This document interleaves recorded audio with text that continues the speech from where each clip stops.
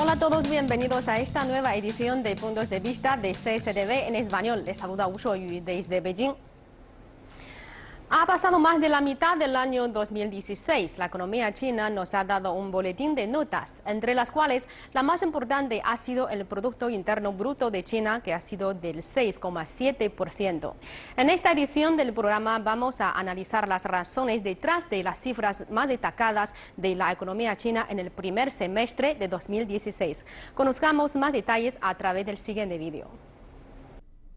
El Producto Interno Bruto de China creció un 6,7% interanual en la primera mitad de este año, según los datos publicados por la Administración Nacional de Estadísticas. La cifra, aunque es la más ralentizada para 3 meses desde la crisis financiera global, se mantuvo dentro del rango del objetivo del gobierno para 2016 de entre el 6,5 y el 7%. Las ventas minoristas de bienes de consumo de China aumentaron interanualmente un 10,3% en el primer semestre de este año, una tasa similar a la del primer trimestre. El índice de precios al consumidor, el barómetro por excelencia de la inflación, creció un 2,1% interanual en la primera mitad de 2016.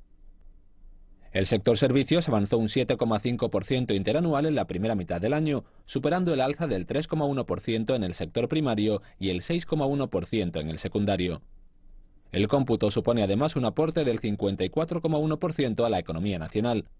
De acuerdo con el portavoz de la Administración Nacional de Estadística, Shen Lai-yun, la estabilización económica de China seguirá y los principales indicadores se mantendrán en un rango razonable, mientras que la reforma estructural orientada a la oferta y la reestructuración económica continuarán avanzando. El comercio exterior en el primer semestre de 2016 comportó una baja del 3,3% comparado con el resultado de hace un año para ubicarse en los 11,13 billones de yuanes. Por su parte, las exportaciones cayeron un 2,1% y las importaciones un 4,7%. La Administración General de Aduanas de China indicó que, con base a los principales índices, las exportaciones de China podrían enfrentar una presión a la baja relativamente fuerte en el tercer trimestre de 2016, teniendo en cuenta la persistente desaceleración en la demanda global.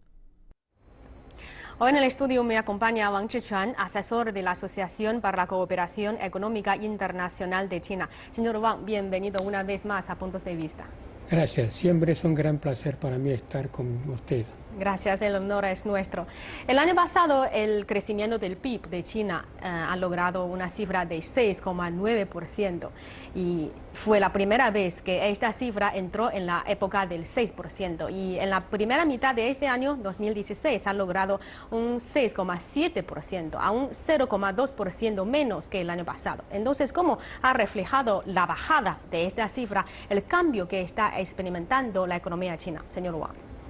Bueno, antes del periodo del 11º plan quinquenal, la economía de China siempre estaba manteniendo un crecimiento anual de 2 dígitos.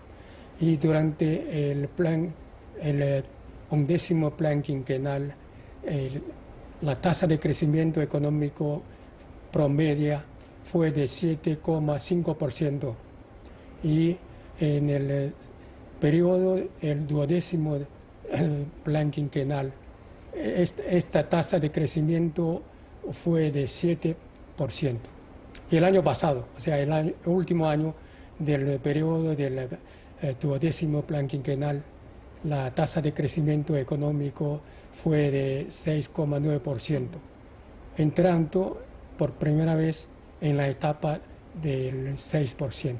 Eso realmente ha llamado la atención de muchos, pero para mí eso es normal e incluso es inevitable, porque la economía de China ya ha colocado en el segundo lugar a nivel mundial. Y la base es tan grande, no es fácil, digamos, seguir un crecimiento semejante a años anteriores. Y en la primera mitad de este año, este crecimiento fue de 6,7%. Yo creo que es mucho mejor que el 6,3% calculado a principios del año por parte de algunos economistas. Aún así, efectivamente ha bajado. Yo creo que esto refleja el cambio muy profundo del modelo de desarrollo de la economía de China, porque Todos sabemos que anteriormente, sobre todo en los últimos años, la economía de China estaba empujada por las inversiones. Ahora ya está pasando de un crecimiento alto a un crecimiento medio alto, pero también está cambiando la modalidad de desarrollo. O sea, no es más bien una economía empujada únicamente por las inversiones, sino fundamentalmente por la innovación. Yo creo que este es el cambio más profundo. Ahí está. Es el tema que está esforzando el gobierno chino para empujar la economía, es la innovación, y ha logrado varios éxitos en este campo. Y también este nuevo ritmo lo llamamos la nueva normalidad que está experimentando la economía china. Señor Wang, cabe destacar que esta vez la cifra del PIB del 6,7% se calculó con una nueva forma. ¿Y eso por qué? ¿Y cómo afectaría esta nueva forma al resultado del PIB?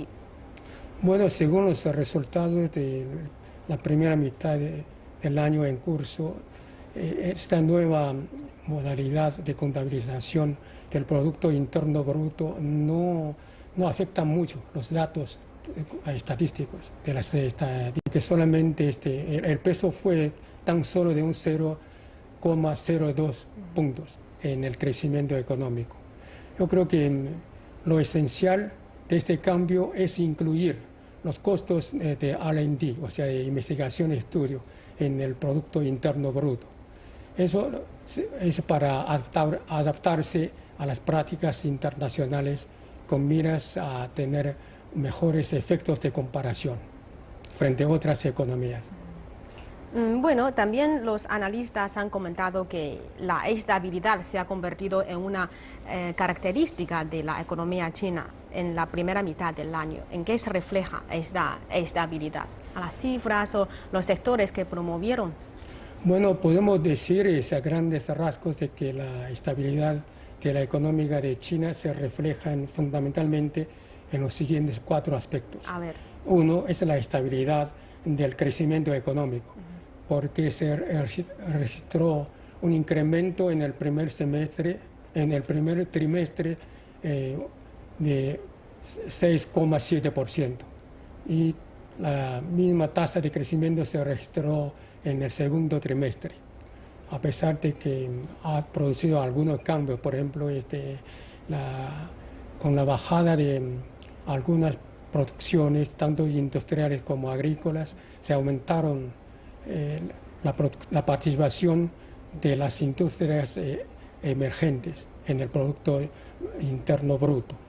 2, la estabilidad en el empleo, porque sabemos que el propósito del desarrollo económico es para, digamos, dar más empleo, para mejorar el estándar de vida de la gente, del pueblo. Pero en el primer semestre se incrementó una cantidad bastante interesante de empleo. Se ha aumentado 7.170.000 plazas de trabajo. Y también se registraban diariamente 14.000 nuevas empresas. Todo esto consolida la situación del empleo. Y en tercer lugar, también la tasa de inflación, o sea, CPI, es bastante estable. Según las estadísticas, en las 31 grandes ciudades, la tasa de desempleo fue 5,2 a 5,0%, tasa similar a periodos anteriores. Eso es la situación del empleo. Y también, repito, la inflación, o sea, CPI, fue de 1,5% a 1,6% en el primer semestre. También es bastante parecido a los periodos anteriores. En cuarto lugar, la estabilidad en los ingresos y en el consumo. Según las estadísticas, en la primera mitad del año los ingresos del Tesoro Nacional se aumentaron en un 7,1%, es bastante notable. Y se registró un incremento de 8,0% en los ingresos de los habitantes urbanos, en los centros urbanos. Y también un incremento del orden de 8,9% para el ingreso de los habitantes rurales. Y según las mismas fuentes, en la primera mitad del año, el aporte del consumo al Producto Interno Bruto fue de 73,4%, marcando un notable incremento. Todo eso es muy positivo. Estos son los factores positivos que reflejaron la estabilidad del crecimiento económico de China, que son velocidad de crecimiento, empleo, inflación e ingresos al consumo. Entonces, muchos economistas dudan que sí se lograron la estabilidad en su crecimiento económico. Sin embargo, se ha bajado bastante la velocidad. Ha logrado un crecimiento más lento en comparación con los años anteriores. Entonces, a su parecer, ¿por qué el gobierno no toma medidas activas para que logre un crecimiento más rápido? ¿Cómo se logra un equilibrio entre la estabilidad y la velocidad? Bueno, como mencionamos a la entrada, es que actualmente la modalidad de crecimiento de la economía de China ya está pasando de una economía empujada por las inversiones a una economía empujada por las innovaciones. Yo creo que es un cambio radical y fundamental. En términos generales, la economía siempre está empujada por la troika. Como sabemos, que son las exportaciones, las inversiones y el consumo. Y teniendo en cuenta la excesiva capacidad productiva en algunos sectores de la economía de China, por ejemplo, en la industria siderúrgica, en la industria del cemento, en la industria de materiales para la construcción, etcétera, yo creo que no es apropiado repetir las experiencias de incentivar la economía únicamente con inversiones, teniendo en cuenta la magnitud de nuestra economía. Y por otra parte, el gobierno ya esbozó la estrategia de la transformación del modelo de desarrollo económico, desplegando el espíritu emprendedor y la innovación masiva, basándose en las realidades tanto internacionales como nacionales.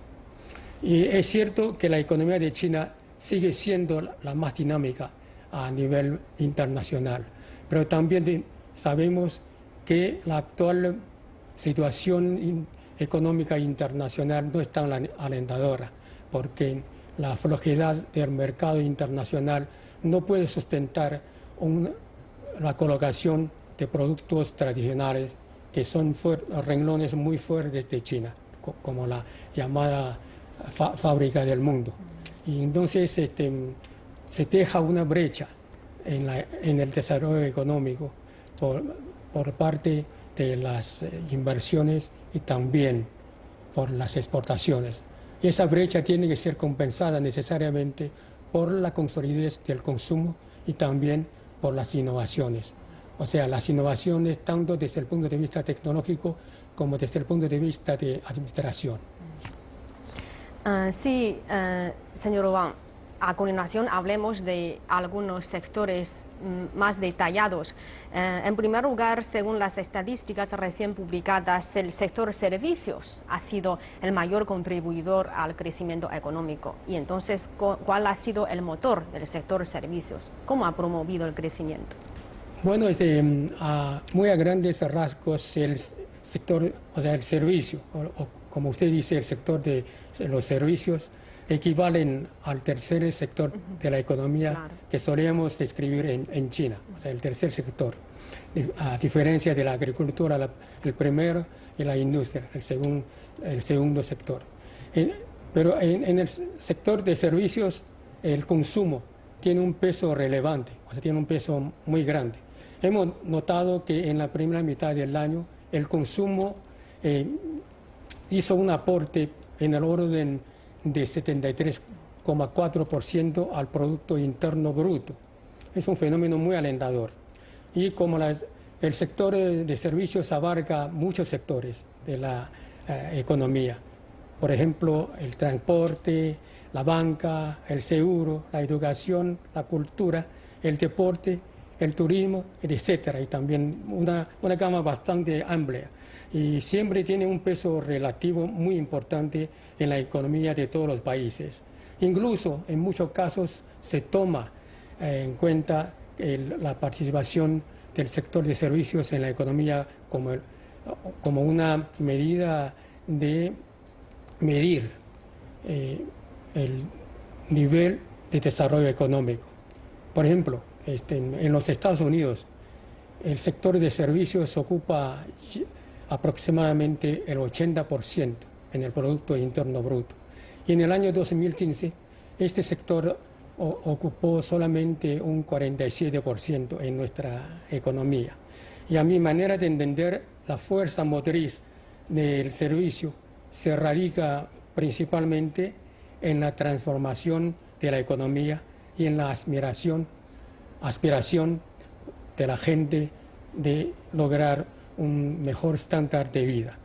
Creo que con la profundización de la reforma estructural por el lado de la oferta y también con la mejora de la vida cotidiana del pueblo, la participación del sector de servicios en la economía va a ser cada día mayor.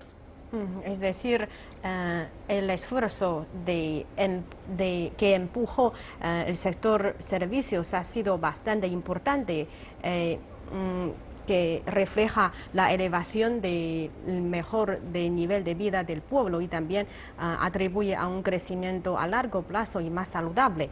La reforma estructural del lado de la oferta también es considerada una de las razones que empujó con fuerza la economía china en la primera mitad del año y también el motor del futuro del desarrollo económico de China. ¿Cómo ve usted este criterio? Bueno, efectivamente la reforma estructural por el lado de la oferta jugó un papel muy importante en el desarrollo económico en la primera mitad del año. El Producto Bruto Interno se aumentó en un 6,7%, y mientras la producción del carbón bajó un 9,% y la producción del acero bruto bajó un 1,1%. Pero como aguda contraste, las industrias emergentes, o sea, las nuevas industrias, lograron en el segundo trimestre un crecimiento en el orden de 11,%, bastante importante. Y la venta por menor a través del net también se incrementó en un 28,2%. Y se registraban diariamente 14.000 nuevas empresas, como decimos recién. Y yo creo que la profundización de la reforma estructural por el lado de la oferta va a ser en el futuro la principal fuerza motriz de la economía. Y se puede esperar una mejor estructura de las industrias, de las demandas y también de la asignación de recursos tanto naturales como humanos. Hemos dicho que la economía de China ha logrado un 6,7%, un ritmo medio alto y también la estabilidad de mantenimiento de un crecimiento como esto. Sin embargo, tenemos que reconocer que el crecimiento económico de China está acompañado por muchas presiones de muchos sectores. ¿Podría analizar las presiones que tiene la economía china desde el ámbito nacional como el ámbito internacional? Es verdad. Actualmente nuestra economía está enfrentando múltiples presiones. Por el lado interno, la reforma de la economía está tropezando con los puntos más complicados y más difíciles. Por ejemplo, el reajuste de la estructura de la economía ya está entrando en la etapa decisiva, o sea, en la etapa más difícil. Se ve actualmente una lentitud, como alguna gente está quejando, en la reforma de las empresas estatales. Y también se evidencian ciertos riesgos en el sector financiero. Y desgraciadamente, no pocas regiones están sufriendo inundaciones en este verano. Ayer llovió tanto en el norte de China. Y existen riesgos de una reducción de la producción agrícola en la segunda mitad, ya que en la primera mitad se registró una merma por el orden de 1,2% en la cosecha de cereales, o sea, en la cosecha menor, la cosecha de verano. Y la cosecha mayor, que se empieza en el otoño, sobre todo, digamos, arroz en el sur, con estas inundaciones, yo creo que inevitablemente se va a tener que sufrir alguna baja de la producción cerealista. Y así también la inflación se va afectada, ¿no? Hasta el momento, digamos, la CPI es bastante estable, pero con estas inundaciones yo creo que puede elevar un poco puede producir una cierta alza de precios de verduras, de esas cosas, para abastecer el mercado. ¿A corto plazo este fenómeno? Sí, a corto plazo. A largo plazo no creo. Y por el lado externo también existen factores muy complicados. Por ejemplo, la economía en general no está recuperándose como se esperaba. Y el mercado internacional sigue siendo débil. Organismos internacionales han bajado sus pronósticos del crecimiento económico, bajando la tasa de crecimiento de 2,9% a 2,4%.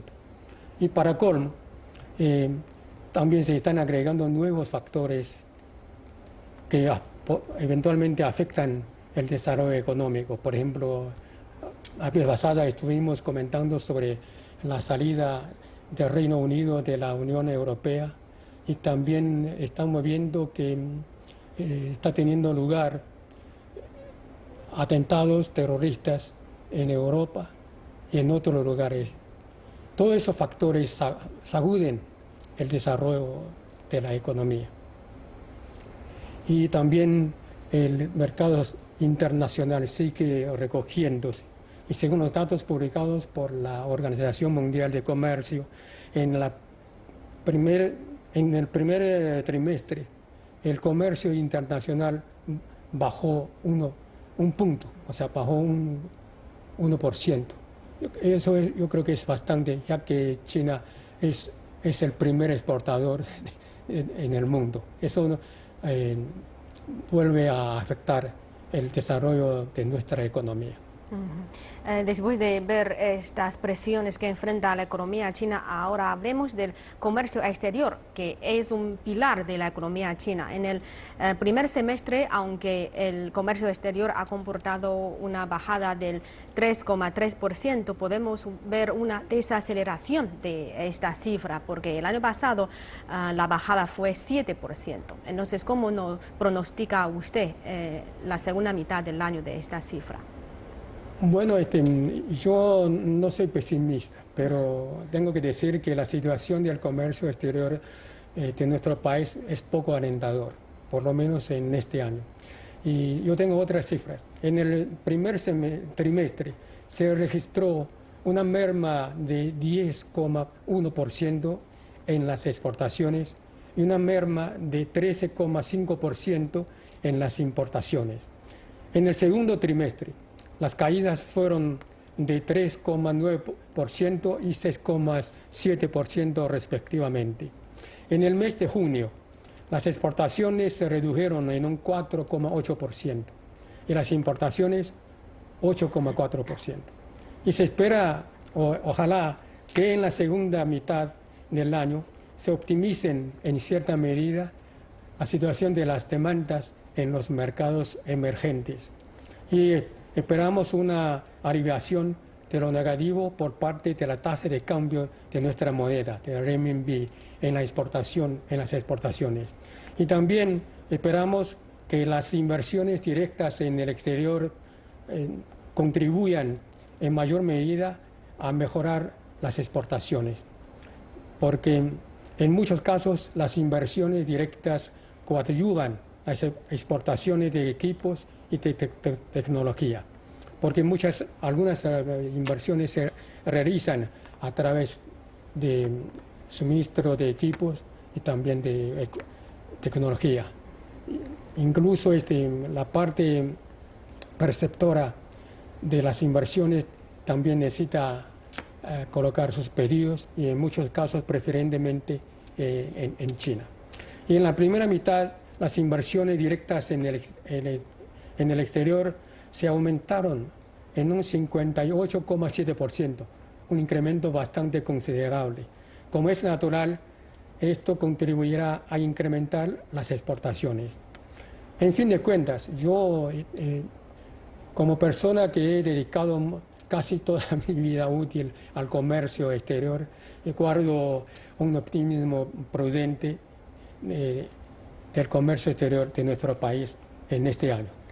Yo creo que con el tiempo esta situación se va a mejorar.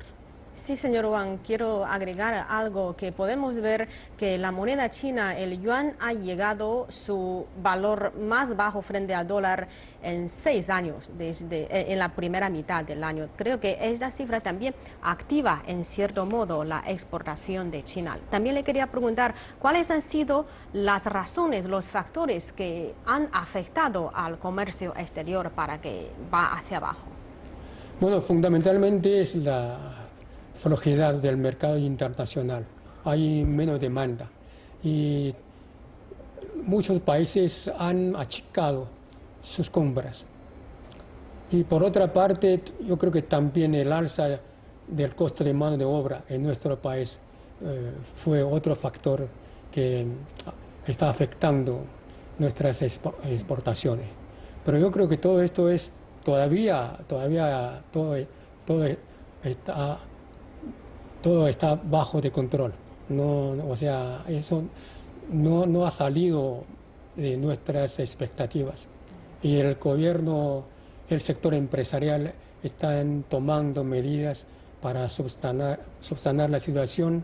Yo creo que siempre existe un margen de desarrollo de nuestra economía, también de nuestro comercio exterior.